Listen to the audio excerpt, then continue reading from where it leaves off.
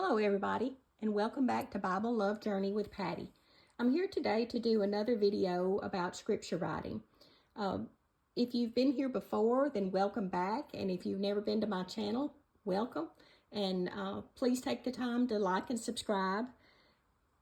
If you've followed my channel before, you know that I have handwritten the entire ESV Bible, and I am in the process of taking a journey to write the entire King James Version Bible.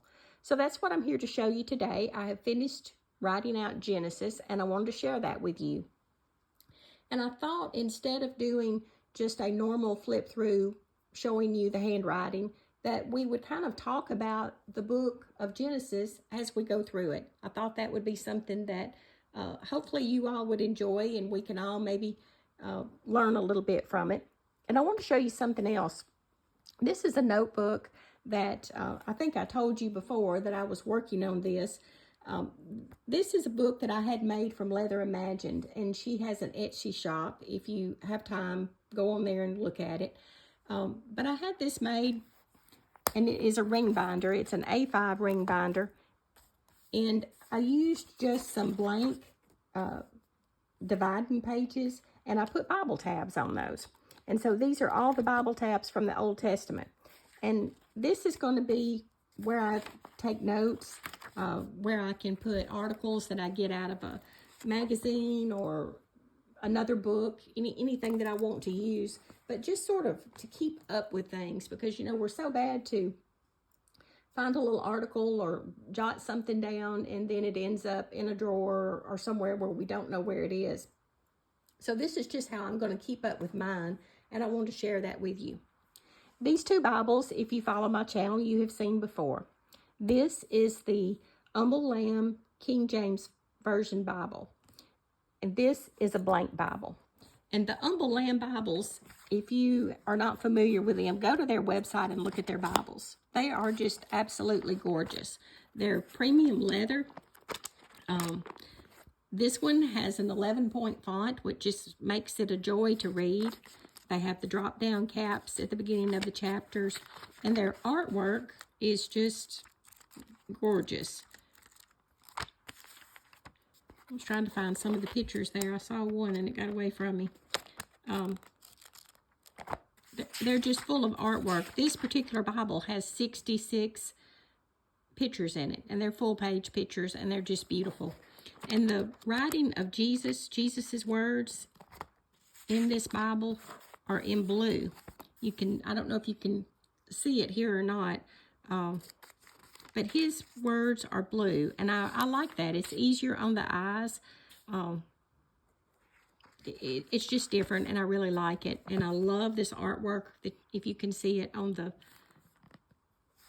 ends of the pages there. It's just gorgeous.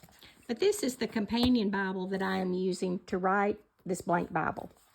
And this Bible, it was gifted to me by Humble Lamb, and it is just a blank Bible of blank pages. So that's where I am writing the King James Version. So I'm going to move these others out of the way, and we'll get started just talking about Genesis and the Old Testament. Another thing about the King James Bible, it has 25,698 more words than the ESV Bible. Now, the other Bible that I wrote was the ESV version. And just to give you a little bit of a comparison, which it was in a 7.5 font, so it was smaller writing. This King James that I am writing, I am trying to mimic this 11-point font. The ESV Bible, the book of Genesis, had 31 pages. In this King James, it is 76 pages. So that kind of lets you know the difference. So here is the first page of Genesis. And I just thought we would talk a little bit about Genesis as we go through here.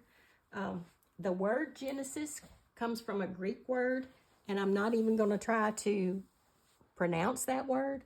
I will spell it for you. It is G-I-G-N-E-S-T-H-A-I, and it simply means to be born.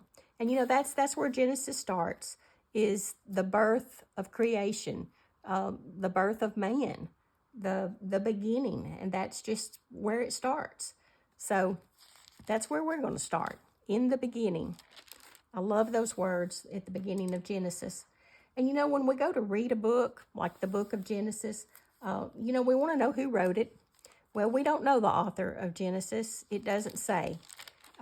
Many scholars believe that it was Moses. A lot of Jewish and Christian scholars both believe that it was Moses. So, you know, we truly don't know. You know, and that's the same way with a lot of the books about the Bible, is they're someone's opinion. You know, commentaries are someone's opinion. You know, now there are true facts that can be, you know, proved in commentaries as far as maps and places and some dates. But a lot of the things in a commentary is someone's opinion. That's why I feel it's so important for everyone to read the Bible for themselves, to form your own opinion. I think it's also good to read other people's opinions, but I think it's very important to form your own. So Genesis is about beginnings. It's about the beginning of the universe. It's about the beginning of humanity. You know, the man and woman were created in Genesis. It's about the beginning of sin. You know, Eve committed the first sin when she disobeyed God, and then Adam followed right behind her and did the same thing. And it's about the beginning of the Jewish nation. So, you know, it is about beginnings. The date of creation is really unknown, if you think about it. We know that God created it in 6 days because he said he did. And we know that God's word is truth. But we truly don't know how long 6 days was at that time. If you think about it, the sun and the moon weren't created until the 4th day. And that's how we determine what a day is. You know, when the sun makes its complete track, we call that 24 hours, and we call that 24 hours a day. But at that time, the sun and moon weren't there. So, you know, the Bible tells us that to God, a day is like 1,000 years, and 1,000 years like a day. So we really don't know how long that creation process took. It took 6 days, but we don't know how long those days were. So that's something else to think about. And because of that, we truly don't know what that date of creation was.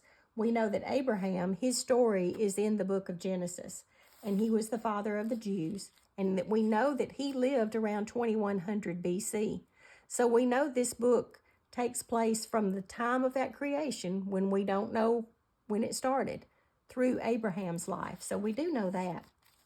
And where it took place was in the Middle East.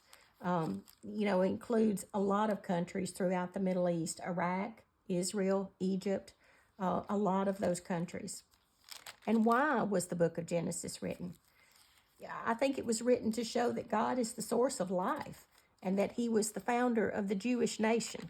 So I think that's important to know those things. There's a lot of people that I think that a lot of us will recognize. Even if you have never read the Bible, I think a lot of these stories would be familiar to you. In Genesis, you know, it starts out with Adam and Eve. Everyone knows the story of the first man and the first woman, and then they were living in the garden, which was just perfection, had everything in it that they needed. And then the serpent tempted Eve, and they were told not to eat from a certain tree. And the serpent tempted her, and she went on and did it, disobeying God, and then Adam did it too. And so then they had to leave the garden because they did what they were not supposed to do. And they had 2 sons, Cain and Abel. And Cain murdered Abel. He murdered his brother. And that's the first murder that we know about. And then there's the story of Noah. The earth just became so bad and so full of sin that God was going to destroy the earth with a flood. And he did. But Noah was righteous. And so God gave him the opportunity to obey him and build the ark. And he did. And he put his family and the animals. God told him how to build this ark and what animals to put on there and birds. And so Noah obeyed him, and he did that. And so God saved him. And then it rained for 40 days and 40 nights. And, you know, after that, we hear the story about Abraham, who was the father of the Jewish nations. and Isaac his son. And there's the famous story that Abraham, God told him to take his son Isaac and everything that he would need, the wood, the weapon, all of the things that he would need to do a sacrifice. And sacrifices were very common back in those days. It was a way for them to worship. And so he did what God told him to do. He took his animal with the wood on it and the weapon, and he took his son to be the sacrifice. And he went to where God told him to go, and he laid all the wood out ready to build this fire and had his son lay down on it, and he had the weapon in his hand, y'all. And then God told him, wait a minute. He realized that Abraham would do what he told him to do. So he told him to look at a certain place, and he had a different sacrifice over there for him. So God tested him, and Abraham passed the test. And, everybody talks about the faith that Abraham had when he did this. And it was great faith to do that, to follow God's words and to do that. I would love to think I had that much faith, but I don't think I could do that. But imagine the faith that Isaac had. Y'all think about this little boy. And I don't know exactly how old he was, but he was a little boy. And he went with his father to do this. And y'all, this was a different time. We've all told our children to come on and go with me. We're going to go see this nice lady, and she's going to give you some candy. When we really know that we're going to get that child a shot at the doctor's office. We've all done things like that. But this little boy, he knew what was going on. He had to. It was a different time when sacrifices were made, and he had seen his father, I feel like, do these things before. And so he knew when they went before that they carried an animal with them to sacrifice. And he knew they weren't taking one. And I feel like that he knew, especially when his father had him lay down on top of that wood, that he knew what was going on. But he had enough trust and faith in his father. So I think that's pretty amazing too. So Isaac, his son, he had Jacob. And Jacob is another one that there are so many stories about. But Jacob had many sons, and one of them was Joseph. And if you've ever heard the story about the coat of many colors, well, that was Joseph, Jacob's son. And, you've probably at least heard the song about the coat of many colors if you've not read about it in the Bible. But he was Jacob's favorite son. And so Jacob had a special coat made for him. I think, the way it sounds, it was probably like a patchwork quilt. But he had a special coat made for him. And his brothers were jealous. He was the little brother, and I guess he was probably a little bit spoiled and his father's favorite child, and they were jealous of him. So one day the brothers were out, and their little brother came up to him.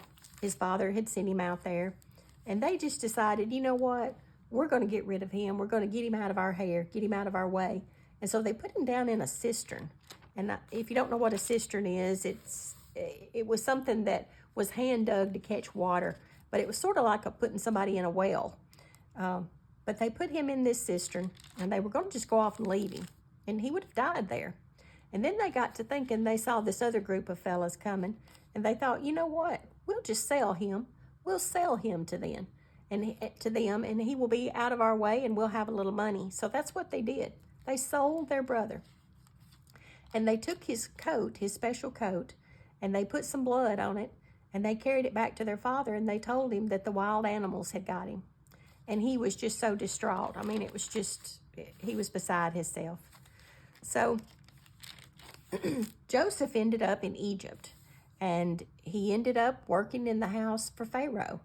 And he was the best servant that Pharaoh had ever had, and he was smart. He knew how to run everything in his country, and he stored grain, he made deals, he just kept everything running smoothly.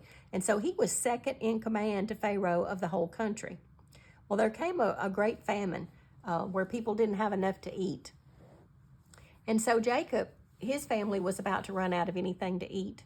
And he had heard that they had a lot of grain in Egypt. And so he sent his sons to go to Egypt. He sent them with some money and said, go and bring us back some grain. Well, after this had happened to Joseph, he and his wife had another child. And once again, this was his special child. And so his name was Benjamin. And so all of the boys went to go get this grain except Benjamin. He stayed there with his father. And so when they got to Egypt, it ended up that Joseph was who they had to talk to see about buying the grain. And Joseph knew who they were immediately, but they didn't know him. So he had some tricks up his sleeve, and he wanted to send the grain back with his brothers. And so he sold it to them. And when they left, he had put their money back in the sacks with their grain. And so he had also told them to not ever come back unless they brought their little brother. He found out they had a little brother, and he knew it would be his true brother. These boys were just his half-brothers. But the little Benjamin would have been his full brother. They would have had the same mother and the same father. So when they got about a ways down the road, they realized that they had that money back in their sacks.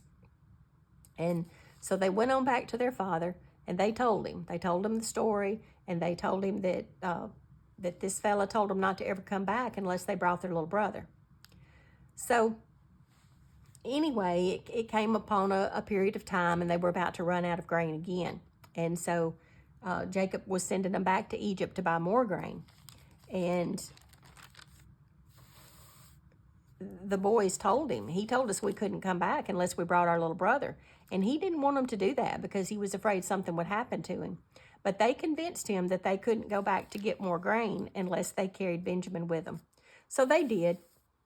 And they went, and he was so glad to see Benjamin, and they bought grain again. And this time he put his special cup in the sack with Benjamin's grain.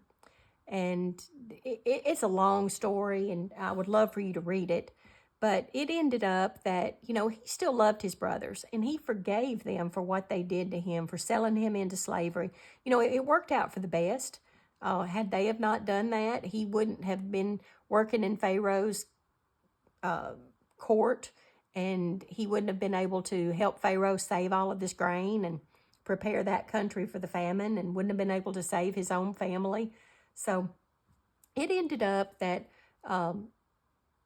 he was able to save his family, and ended up being able to bring his father there also. And it's just a wonderful story about redemption, about forgiveness, and it's a wonderful story to read. And so this right here is the end of the book of Genesis. And I have already started over here in Exodus, but this is the end of the book of Genesis. And y'all will have to let me know if you enjoyed doing it this way, about talking a little bit about the book of Genesis while we were going through it, or if you had just rather that I flip through there. So anyway, that's really all I have today. Is I wanted to do this flip through and show you Genesis, and talk a little bit about it. And like I said, if you're new to this channel, welcome, and I hope you will come back. And if you've been here before, then welcome back, and please subscribe to my channel. And I hope y'all have a blessed afternoon, and that's all I have. And hope y'all find some time to do some scripture writing, and I will talk to y'all later. Bye-bye.